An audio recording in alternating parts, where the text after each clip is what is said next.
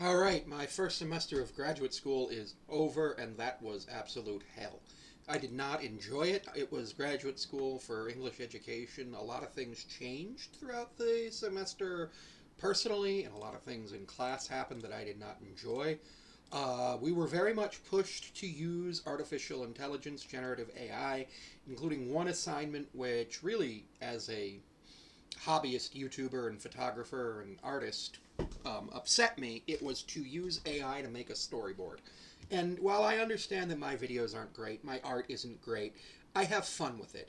And it allows me to be creative. And by being creative, I'm able to express myself in a way that makes me feel good. And by doing that, I'm able to relax. Yeah, sometimes people make comments on YouTube that suck or on TikTok that suck. But there's this thing called just press the delete button or the block button or the hide from channel button or the other thing where you can just ignore them. You can't really do that when your professor's saying your grade depends on this. Um, and while I would have loved to have not used AI at all, I did have to use it because of the assignments requiring it. I had one assignment in a class called Technology and Curriculum Integration where we were tasked with determining where and how we should use AI and what the AI could do. So, while I'm no expert in the Bible, I have read the thing from cover to cover twice, and I was raised Catholic, so I know a lot about it. So I decided, oh, well, what we're going to do is we're going to do a little lesson about the Bible as literature, which is a thing that you can do in K 12 schools. You can teach the Bible as literature or as a history book or as a mythology. You can't teach it as the one true religion. You can't do that. But you can ask people to summarize the Bible, which summarizing the Bible is not easy. But I asked ChatGPT and Copilot to summarize the Bible, and both of them gave me what I would have expected from a fourth or fifth grader. And the lesson I was doing was for about a seventh or eighth grader, which I would have expected slightly better from that, and it was not great that that happened. Another one was to make the storyboard, which I made the storyboard, and then I was just like, I don't like this. And I completely changed the way I was doing everything for my actual video that I made, which was fine because I was like, yeah, I'd rather do something I actually like. Um, Professor wanted us to storyboard for every single video that we did, which I totally get. The problem is that, like, the AI situation in putting that in there was not great. Then in another class, we were actually straight up banned from using AI. That was a class on readings in multicultural literature, which the ban of using AI in that makes total sense. But we had an assignment where we interviewed somebody who teaches. And I interviewed someone who is a teacher who does use generative AI, and she's a special education teacher. So one of the subjects she does teach is ELA, and she talked about how you could use AI and ELA, and I was like, okay, that does make sense. I see where you're coming from.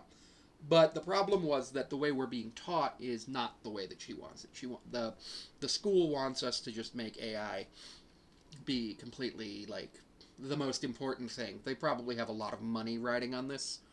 Um, Now, there's a lot of problems with AI.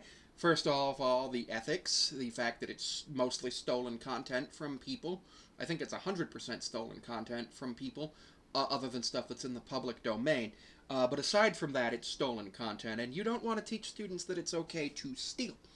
Um, a friend of mine and I were actually discussing automation bias. Basically, because of how good calculators are, people assume that every piece of technology is really good.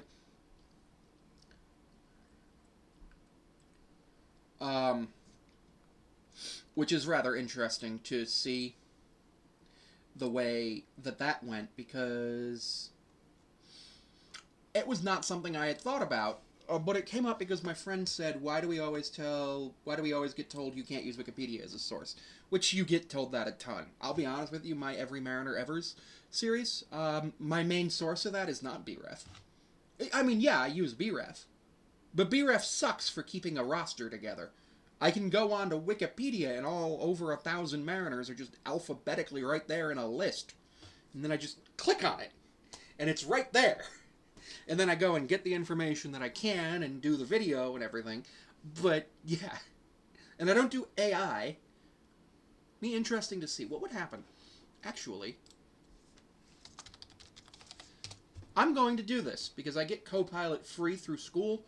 New chat. List every Seattle Mariner ever. List all. Guess what it did? It gave me the Seattle Mariners all-time roster page on Wikipedia. I could have just put that in Google search and not wasted the water. Other things that happened is I ran a convention along with some other members of my club, which was really epic. David Vincent, Laura Stahl, and Coy Dow were the main voice actor guests. We also had 3 cosplay guests that came. They were pretty epic. They all enjoyed it. We all enjoyed running the convention. Had a bit of a situation where somebody said that there was a person coding somewhere, and we ran to go and do CPR, and found out we didn't have to due to the fact that there was no heart attack or code blue. They were computer coding. They were being that kind of nerd, which was funny, but it ended up with me actually getting injured after a phone went flying at a brick wall and an OtterBox got destroyed, which was great. Which was absolutely great. I loved that. I loved that. It was funny. And the reason I can laugh at it is because nobody was coding. If somebody were coding, I'd be traumatized. I did end up having to ban in the volunteer chat the word coding. I ended up actually being in extreme pain because I was not properly managing my pain. I actually have chronic pain, which is a thing that I have not gotten proper medical treatment for because I'm getting therapy for the reasons for it. But essentially I am working on getting proper treatment for my chronic pain these days, and it's working. One thing I have done is I have started walking with a cane, which does mean that, I was supposed to do student teaching in the fall, but at this point, just based on the fact that I don't know if I can stand for 8 hours right now, and I don't know how many injuries I can sustain or what else might happen with that, I am going to at least not do that for this year. I'm going to stay in the master's program and get a master's program in non-certification, which will be fine.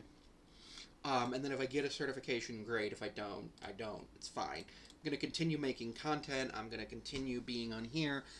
I am doing a job interview, which is going to be great. It's for a desk job. If I get the desk job, it would be absolutely great. It would be 5 days a week. I'd have 2 days a week for just mainly just busting out content. Which I'd probably do 1 day a week. I'd probably stream a couple hours a week, something along those lines. There's a lot that I have to think about because content creation is not my main income. If it were, that would be epic, but I don't think it ever will be. One of my goals this year is to reach 4,000 hours of watch time for the 365 days so that I can monetize YouTube, which as of right now, and I'm filming this on May 7th at 5:18 p.m., as of right now, I have, obviously I hit the 3 video uploads and the 500 subs. I have 915 valid public watch hours in the last 365 days and 96K public short views in the last 90. You